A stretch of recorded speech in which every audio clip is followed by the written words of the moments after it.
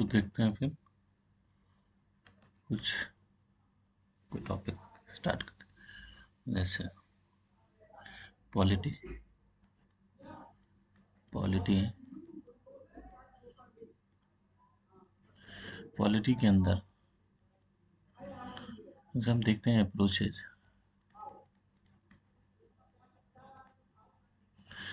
कैसा होना चाहिए।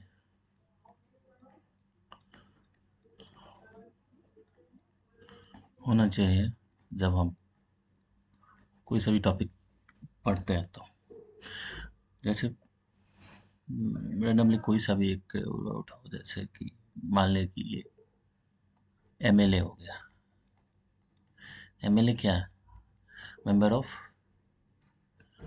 Of legislative assembly.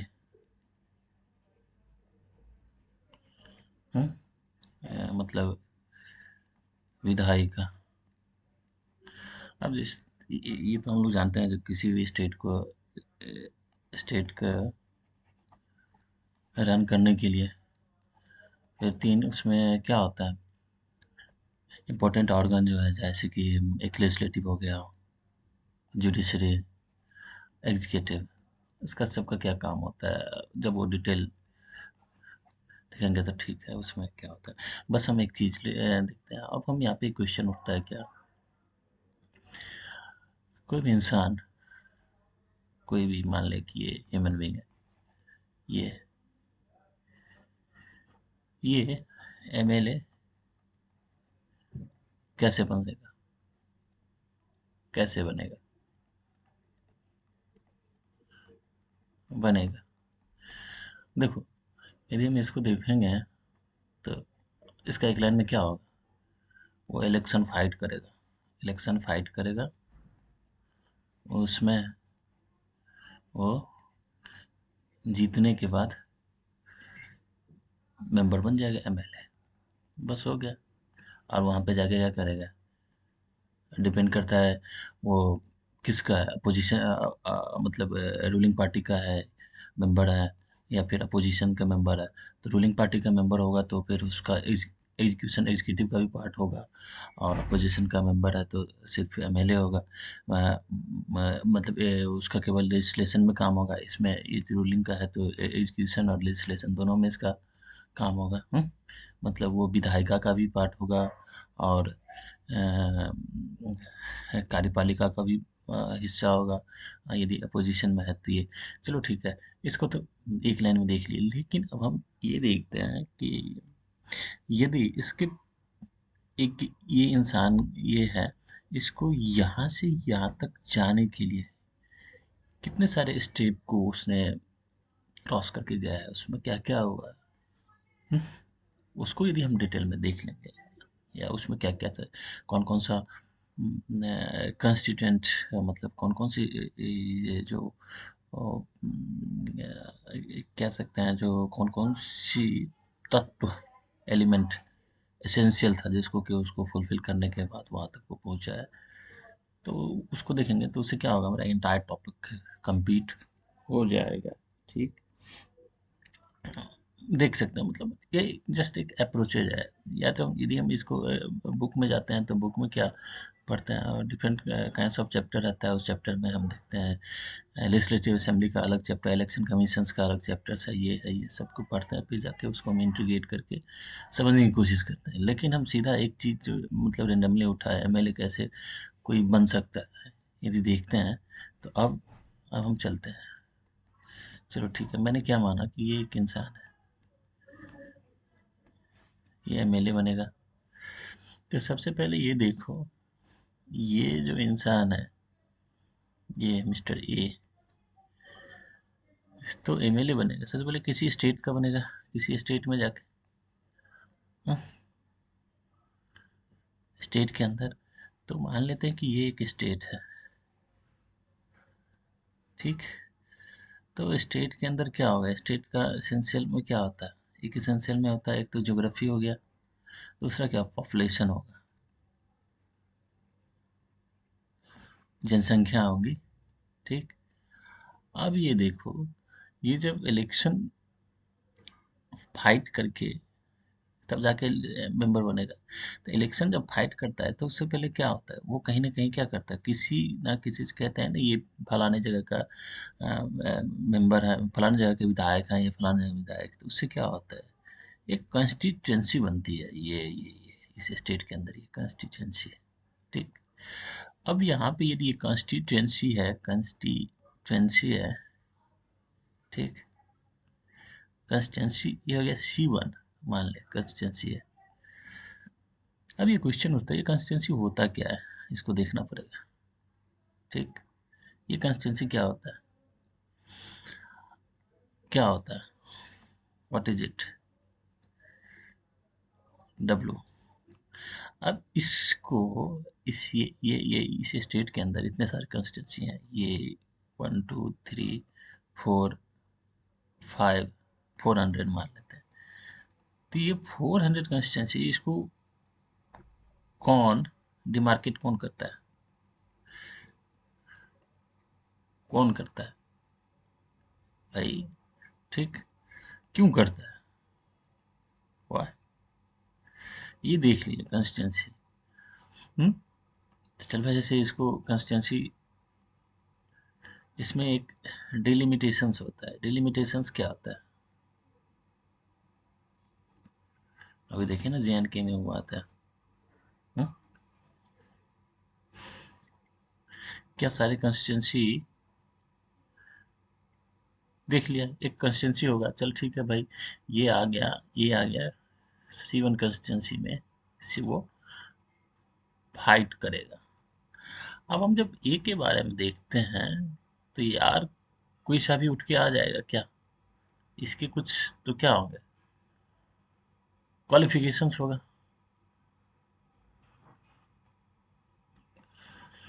हुँ? तो इसके क्वालिफिकेशंस क्या होगा, इसके कुछ क्वालिफिकेशन होगा, तभी तो ये जाके इस कंस्टिट्यूंसी से फाइट करेगा। जस्ट हम अपने आप से क्वेश्चंस कर रहे हैं, उसके अकॉर्डिंग हम आपसे क्वालिफिकेशंस क्या होगा, तो कॉन्स्टिट्यूशन में दे रखा है क्या। हुँ? दूसरा कॉन्स्टिट्यूशन में दे रखा है, चल ठीक है, इसके लिए कोई स्टैट्यूट है, स्टैट्यूट, हुँ? कोई कानून बना हुआ है क्या, कानून क्यों बना हुआ है, यदि कानून है तो क्यों बना है, स्टैट्यूट में देखते हैं तो फिर आता है क्या, PR एक्ट आता है 51 50, तब इसको हम देख लिए। अभी इसके क्वालिफिकेशंस के बारे में हम समझ गए, नहीं, जो मिस्टर ए जो है वो C1 कंस्टिट्यूएंसी से फाइट करने के लिए क्वालिफाई है। अब इसमें डिफरेंट, इस 51 में क्या दे रखा है, 50 में क्या दे रखा है, वो चीज़ डिटेल में जब तो उसको देखेंगे, हम ये देख रहे हैं जो हम अप्रोचेज कैसे होना चाहिए, हम तो सीधा सिंपल समझ गए कि भाई MLA जो है वो कैसे बनता है, वो सीधा इलेक्शन फाइट करता है, जीत गया, MLA बन गया, एक लाइन में हो गया। लेकिन उससे पीछे तो देखो, उसके पीछे क्या क्या कहानी है, तो इसके क्वालिफिकेशंस है, ये क्वालिफिकेशन कौन डिसाइड करता है, कोई तो डिसाइड, कोई तो देता होगा ना भाई। अब जब हम क्वेश्चन करते हैं ये क्वालिफिकेशन कौन डिसाइड करता है, हुँ? देख लिया, तो कंस्टिट्यूंसी देख लिए, इसके क्वालिफिकेशन देख लिए, ठीक। अब क्वालिफिकेशंस के बाद जो हम जब आते हैं, तो चलो ठीक है, अब ये जो है ना, ये C1 कंस्टिट्यूंसी से फाइट करने के लिए ये क्वालिफाई है। जस्ट देखो इस कहाँ पे, इस स्टेट के अंदर, इस स्टेट के अंदर अब ये क्वालिफाई है। अब होगा क्या, अब स्टेट के अंदर ये इलेक्शंस होंगे, कब होगा इलेक्शंस, हम्म, कब होगा इलेक्शन, वो तो देखेंगे ना। या तो उसका 5 ईयर टर्म्स खत्म हो चुका है, या तो मेजोरिटी नहीं है, गवर्नमेंट जो है वो मेजोरिटी में नहीं आई, गवर्नमेंट कोलेशन गवर्नमेंट भी नहीं बना, प्रेसिडेंट रूल भी नहीं लगा, मतलब फिर से इलेक्शंस होगा। मैं इसको थोड़ा सा देख लेता, काइंड्स ऑफ पॉसिबिलिटी इलेक्शन के लिए, क्या पॉसिबिलिटी होगी इलेक्शन की, ठीक।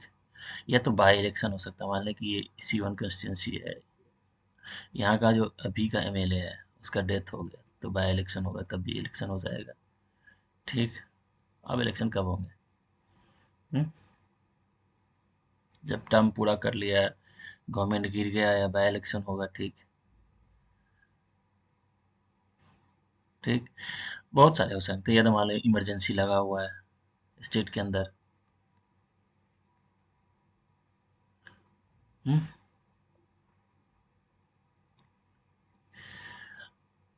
इलेक्शन तो होंगे, लेकिन ये कौन कहेगा कि इलेक्शन होगा? भाई अपने मन से तो नहीं हो सकता है ना। कौन कहेगा जो नहीं अब इलेक्शन हो सकता है, उसमें हम फिर देखेंगे फिर कौन कह सकता है। जैसे प्रेसिडेंट क्या है। हम्म? कौन कहेगा इलेक्शन होगा? इसमें इलेक्शन कमीशन ऑफ इंडिया, उसका क्या रोल है, ठीक।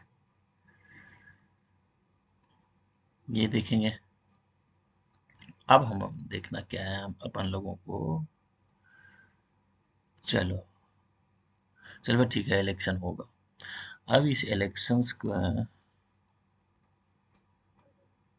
एक अनाउंसमेंट होता है, किसके थ्रू? इलेक्शन ईसीआई के थ्रू।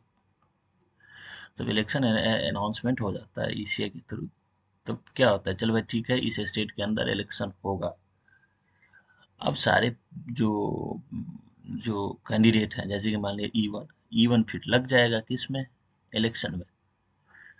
तो इलेक्शन में जब ये काम करना स्टार्ट कर देगा अपनी इस कॉन्स्टिट्यूएंसी के अंदर, तो अब वो उस काम सही से कर रहा है कि नहीं कर रहा है, काम मतलब सही से मतलब क्या, ये जनता है, ये जनता है, इसी का तो उसको वोट चाहिए।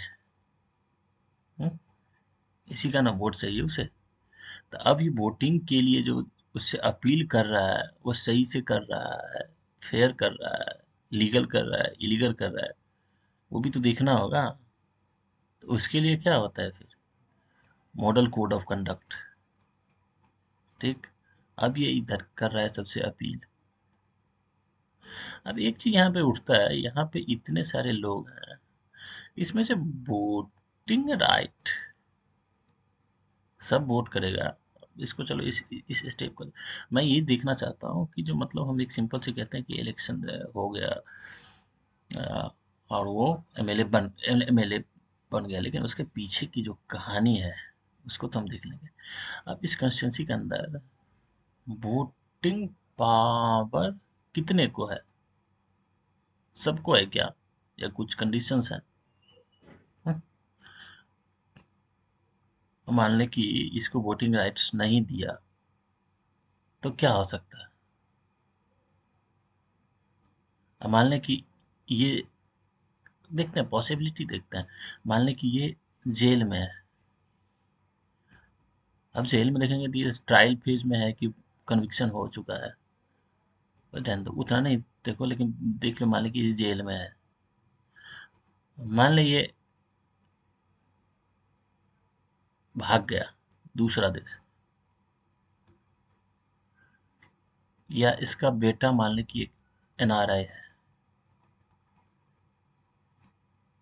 तो उसको वोटिंग राइट है, वो कैसे वोट करेगा इसमें, इस कॉन्स्टिट्यूंसी के अंदर? भाई इससे क्या होगा ना, आपकी वो क्लियर हो जाएगी, कॉन्सेप्ट क्लियर हो जाएगी, कैसे इसमें कैसे वोटिंग करेगा ये,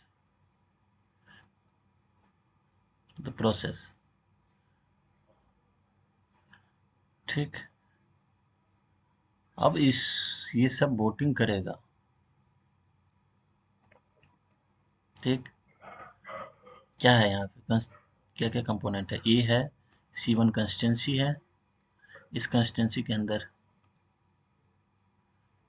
ये C1 कंस्टिट्यूंसी है, इस कंस्टिट्यूंसी के अंदर ये क्या हो गया, ये जनता है, ये सारे जनता इसको वोट करेंगे।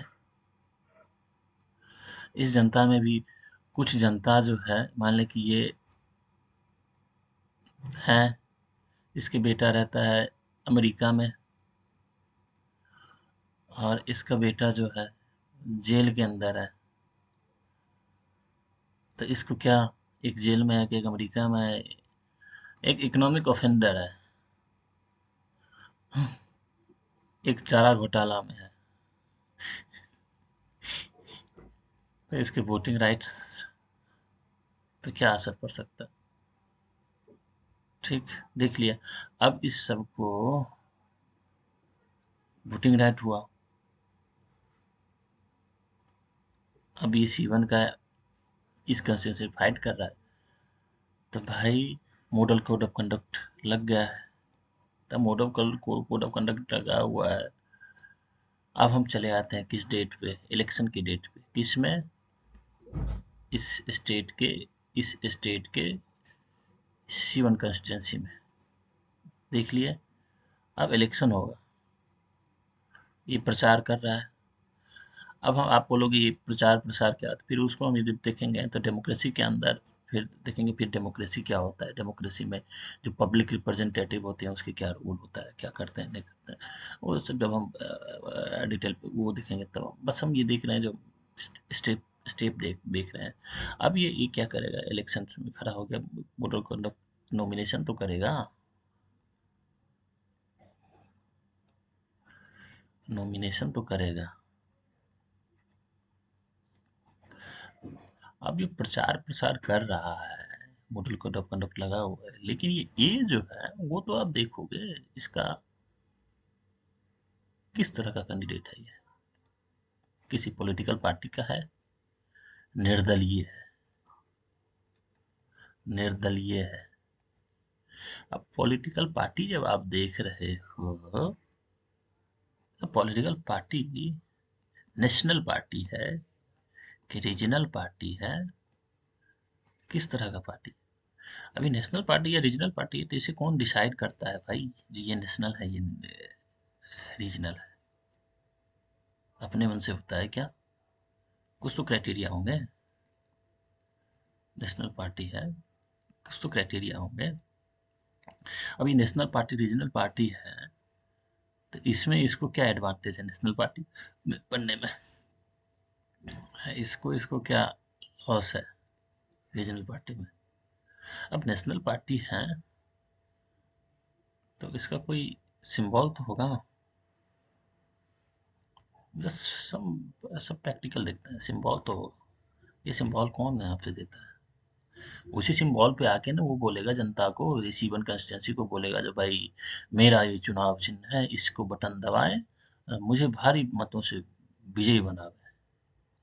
तो सिंबल तो होगा कोई सा, ये कौन देता है? क्या उसके लिए स्टैट्यूट है? यदि इलेक्शन कमीशन देता है तो किसी स्टैट्यूट से देता है ना, किसी लॉ से देता है ना, किसी या अपने मन से दे देगा इलेक्शन कमीशन, ये ले तुम्हें ये दे दिए, तुम्हें ये दे दिए, ये दे दिए, ये दिए, ये दिए। यदि कोई डिस्प्यूट होगा, कोई डिस्प्यूट होगा, जैसे कि अभी जस्ट मान लो कि ये शिवसेना उद्धव और उसके बीच में डिस्प्यूट हुआ था, ठीक, डिस्प्यूट हुआ था सिंबल को लेके, सिंबल को लेके डिस्प्यूट हुआ था शिवसेना में,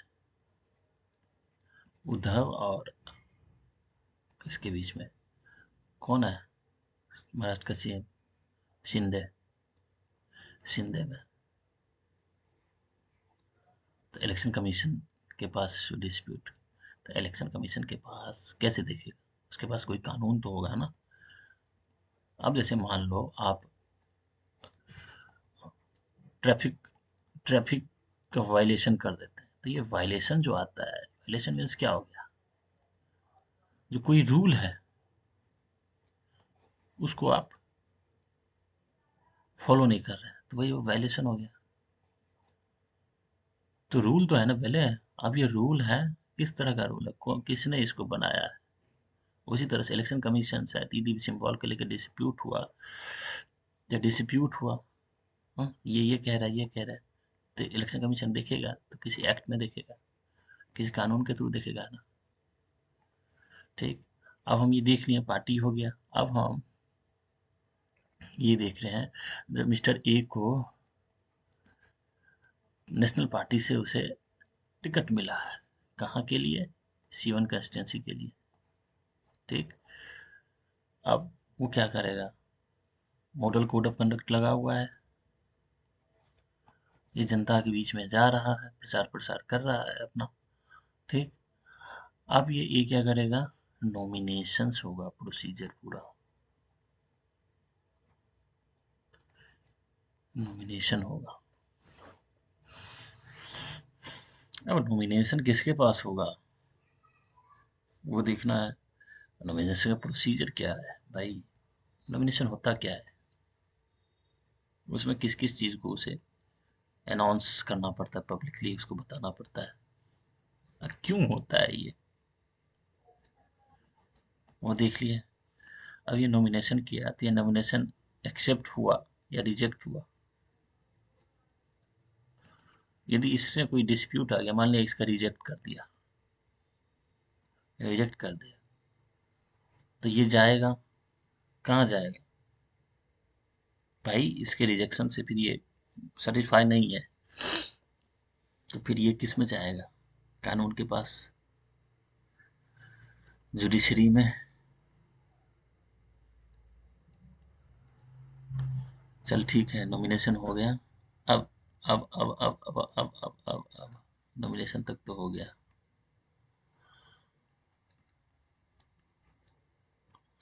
नॉमिनेशन तक हो गया, तो अभी इसको यहीं तक छोड़ देते हैं।